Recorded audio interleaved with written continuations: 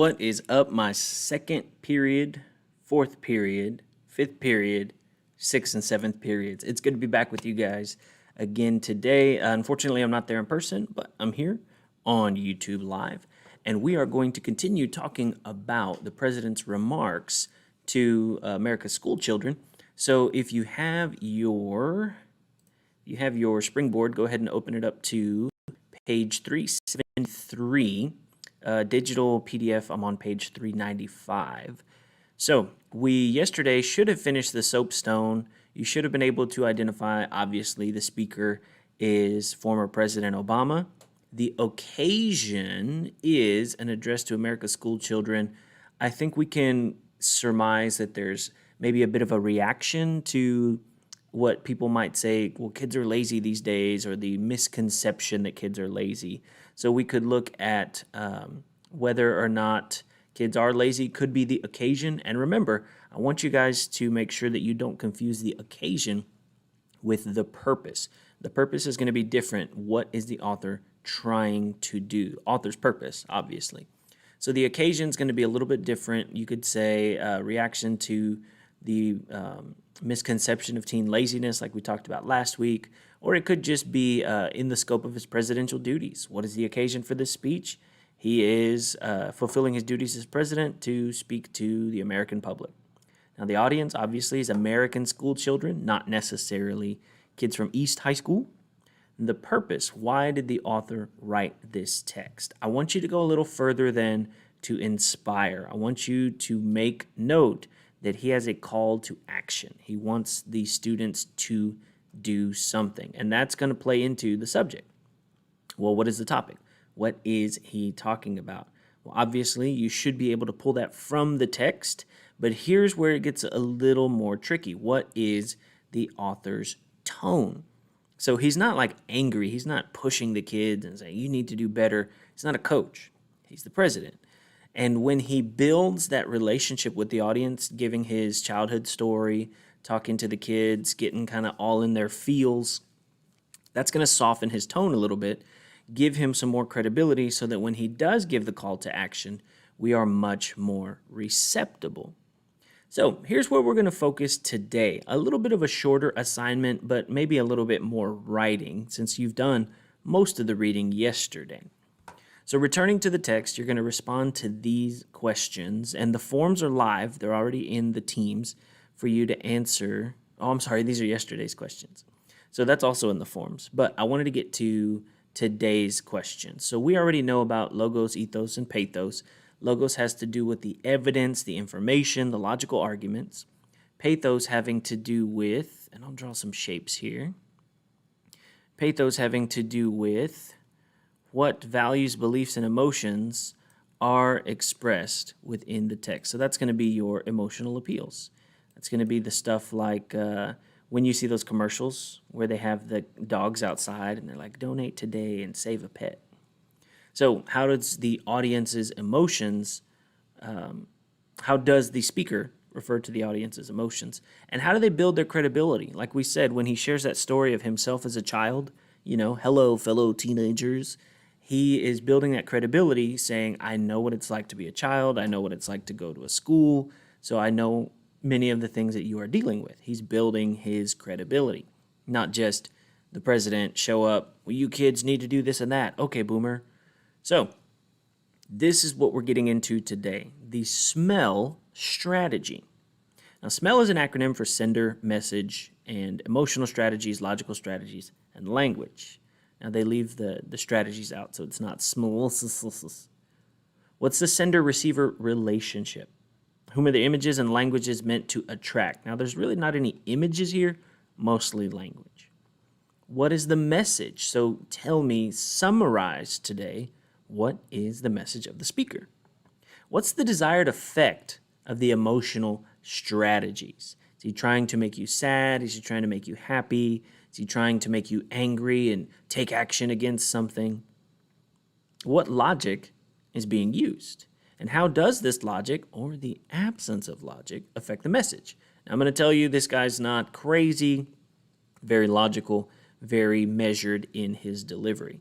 So consider the logic And what does the language of the text describe? Now, this is different from earlier when I told you that he uses appropriate level diction. This is more specifically the word choice and the tone, because the word choice changes the tone. How does it affect the meaning and the effectiveness of the writing? Well, your tone's going to change what your writing means. So consider the language of images as well as words. So if you want to write this in your Springboard book, you can, but it is in the forms. Using the SMELL strategy, analyze how Obama uses different rhetorical appeals to persuade his audience. Now, this is different from just the soapstone that looks at the speech overall. This is more focused on these three appeals here, pathos, ethos, and logos. So that's what the SMELL strategy is mostly used for. So we've got the sender-receiver relationship, the message, emotional and logical strategies, and then the language. What specific language supports the message? How does it affect the text's effectiveness? Well, he's very effective here because he uses appropriate diction. It's more of a mild tone, kind of in the middle. It's not an extreme tone. He's not shouting at these kids. So all of these are connected. The emotional and logical strategies that you use affect the tone. The language that you use affects the tone. I want you, next time someone tries to convince you of something, to keep this SMELL strategy in mind. And it's going to start to mess with you because every commercial that you see, every discussion that you get into, you're going to begin to think, okay, what's our sender-receiver relationship? What are they trying to say? What emotional or logical strategies am I using here? What language am I selecting? So this is going to help us in that area. And then your forms today is going to finish off right around here. Explain how an author builds an argument. Well, we're going to check our understanding. How does he use the rhetoric to advance his purpose? So you can very easily identify the claim. You should have been able to find it yesterday. If not, you may want to work with a neighbor and see if they can find it. And go ahead and answer this one. Explain what reasons and supporting evidence the writer uses and how the counter arguments are addressed. Remember, we said yesterday that if you don't refute the other argument, it lowers your credibility. What kind of guy is this? He doesn't even know the opposing side.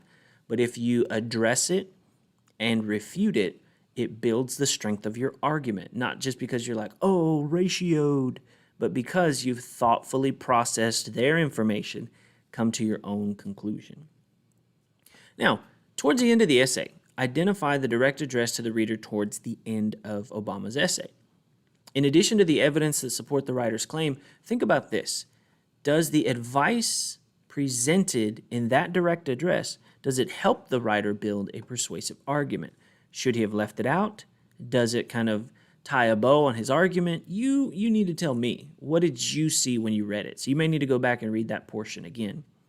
And then finally explain how the writer concludes the speech and how effective that ending is.